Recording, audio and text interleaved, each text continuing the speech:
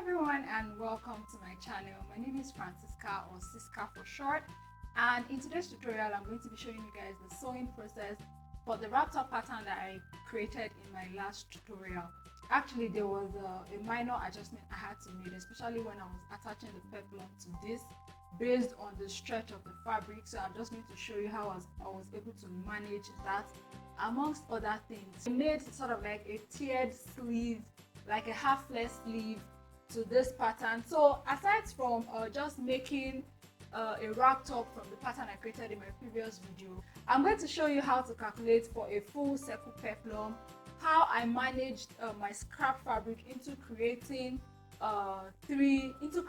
tiered sleeves and all other things. As we go along in this tutorial, you're going to see the processes of all these things. So basically that's it. So if you're interested in watching this tutorial, keep on watching, and if you're not subscribed, please join the family, join the CSD family by clicking the subscribe button, and also don't forget to click the bell beside the subscribe button so you get notified whenever I post new videos. So if you have any questions, please ask me in the comment section, and if you have any tips on how to make my videos better for you, please, I am open to your suggestions. Please let me know in the comment section as well, so I'll be able to give you value on this platform. So thank you, and now we can go ahead into the tutorial.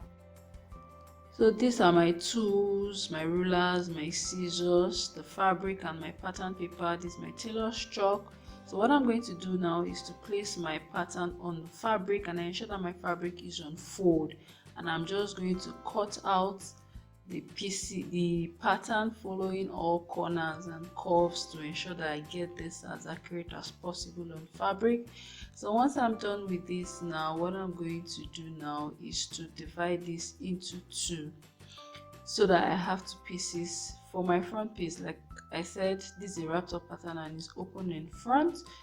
So once I'm done cutting it into two, now the next thing we're going to do is to transfer our dart. So I'll be using office pins, and I pass the pins through the dart on paper and ensure that it comes out on the fabric at the other side. And once I'm done with that, I flip it over, use my tailor's chalk to mark the points where the pins are, and I'm going to get my ruler to join the points. And after rolling this triangular dart out, which is what you're supposed to get, I'm going to use the dart on this part of the fabric to transfer it to the other side of the fabric.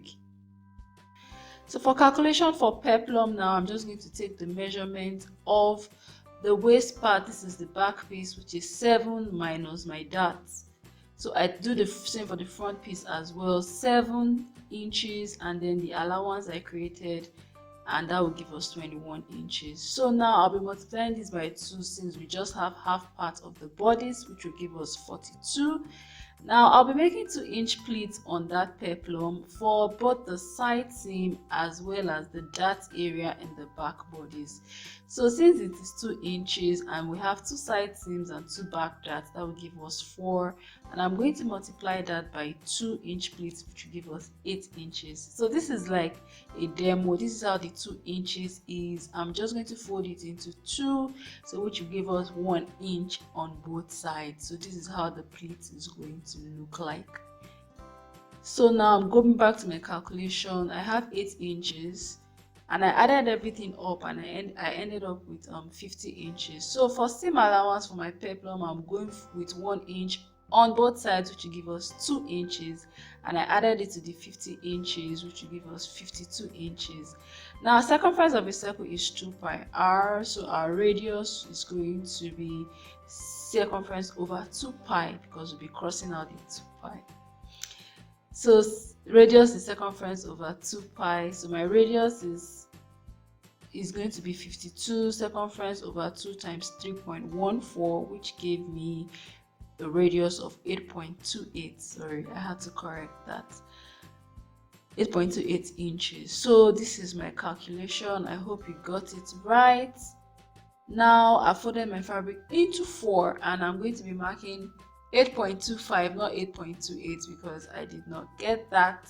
I can't get that on my tape rule. So I'm going to be marking 8.25 inches and all the way around, and I'm going to join the points with my tailor's chalk. So I'll be going with about 10 inches extra for the length of this peplum. So plus allowance, I added about 1 inch allowance to that, so that would give me about 19.25 inches. So 18.25 is my length, 19.25 will make we'll be adding 1 inch allowance to that. So I do that all the way across, ensure that it's as accurate as possible, and I'm going to join the points. So once I'm done joining, I'm just going to cut this out. So following the markings I've created, and then what I'm going to do next is to cut it open, because our center front is open. So I'm going to cut it out now, and that's so this is the belt piece that I cut, and I ensure that after sewing with seam allowance, it matches that point I've created on my pattern. So I'm going to go ahead and join the pieces together. I'll start with the shoulder piece. I join with 1/2 inch seam allowance, and I do the same thing for the other side as well. So the next thing I'm going to do after that is to sew my dart. I'm going to be sewing my dart from the bottom up, and I do all the darts for both the front piece and the back piece. And once I'm done with that, this is how my dart looks like, and I'm going to press that dart towards the center front for the front piece and towards the center back for this back piece. The next thing I'm going to do now is to join my front and back facings together. So I'll be attaching my front and back facing with a 0.5 inch seam allowance, which I did when I was cutting this out. So once you do that, ensure that the joinings at the facing matches the joining for the front and back piece. So this is how it looks like when I'm done with it. So I'm going to be starting from the center back when I'm joining the facing to the main bodice. So I start from the center back, and I ensure that the seam at the shoulder area matches the seam at the joining of the facings, and I go all the way down and then down to the belt space at the bottom of the front piece, and I cut whatever excess fabric I have. So this is how it looks like after it is pressed. And then we're going to go ahead and top stitch the facing. So you're going to be top stitching on the facing just to hold it in place, so it doesn't shift very easily, it doesn't move very easily. So this is how it looks like, and I'm going to continue doing the facing, top stitching the facing, sorry.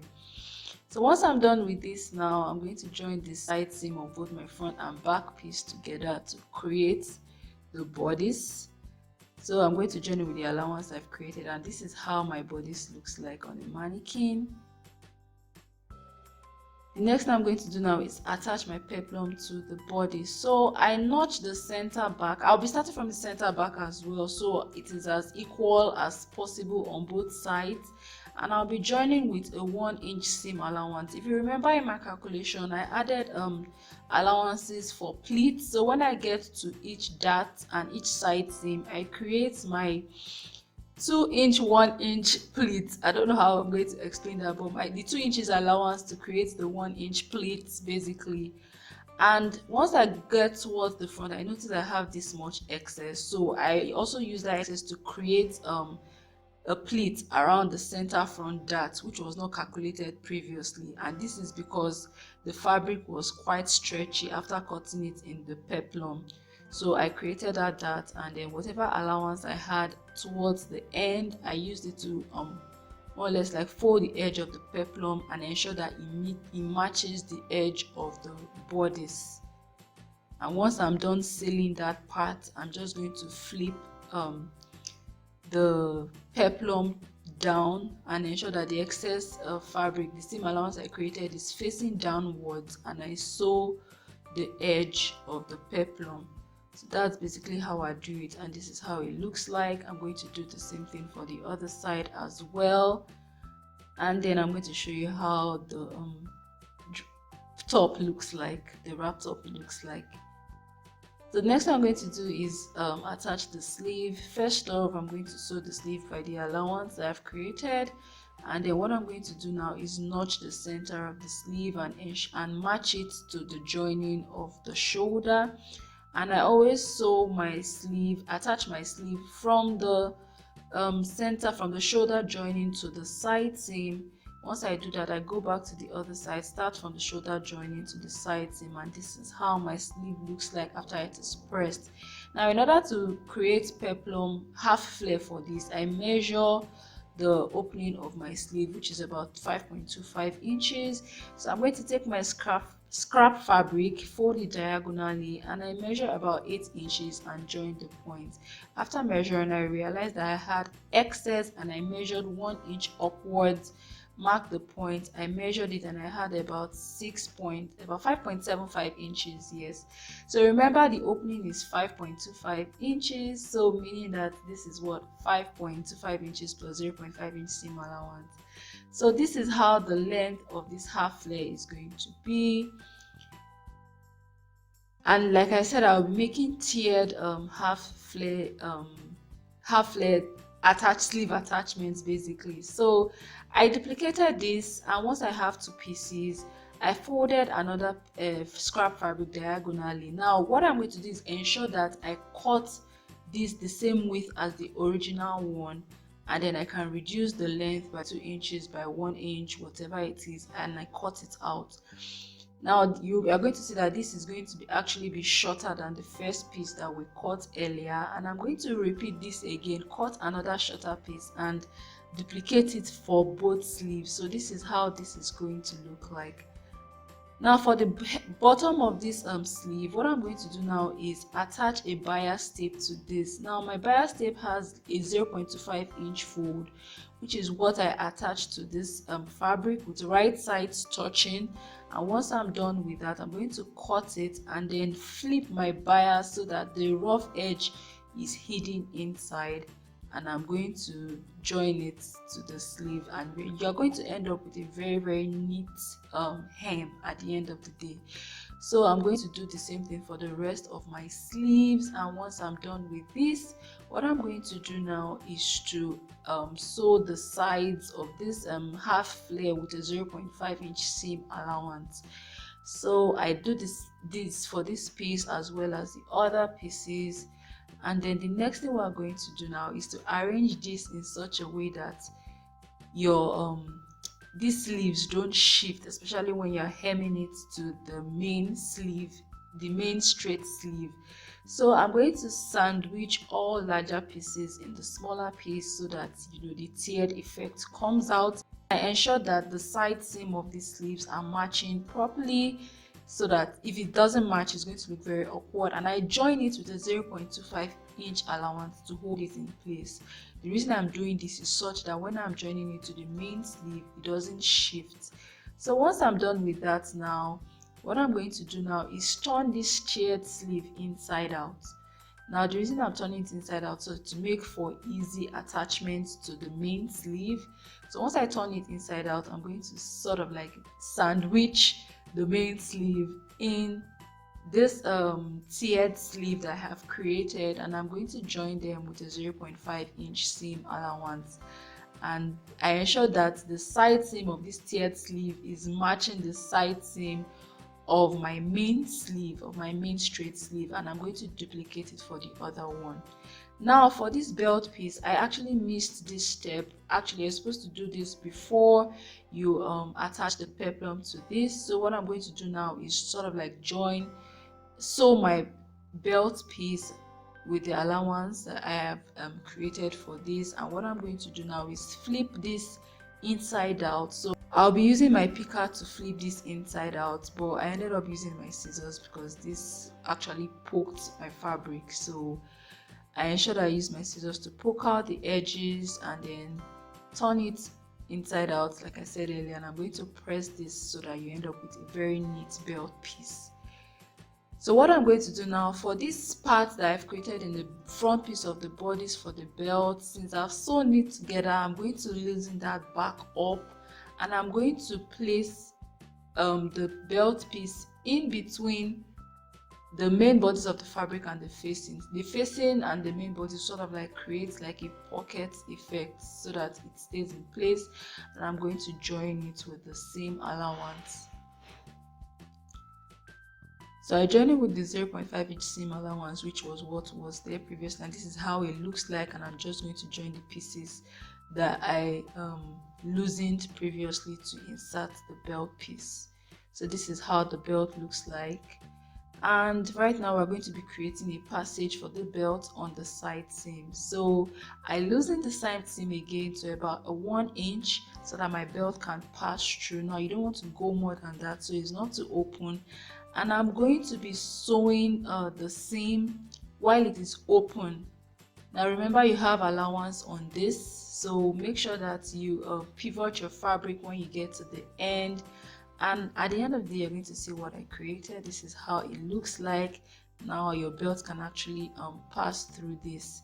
So I'm just going to do a demo basically. So this is my belt passing through this. So we're almost done with this now. We're going to either you hem the bottom of your peplum or you use a bias tape for that. And also please don't forget to tack your facing to the peplum. Sorry, tack your facing to the main bodice, and this is how this looks like. So thank you for watching. Don't forget to like, share and subscribe to my channel. I'm going to see you in my next video.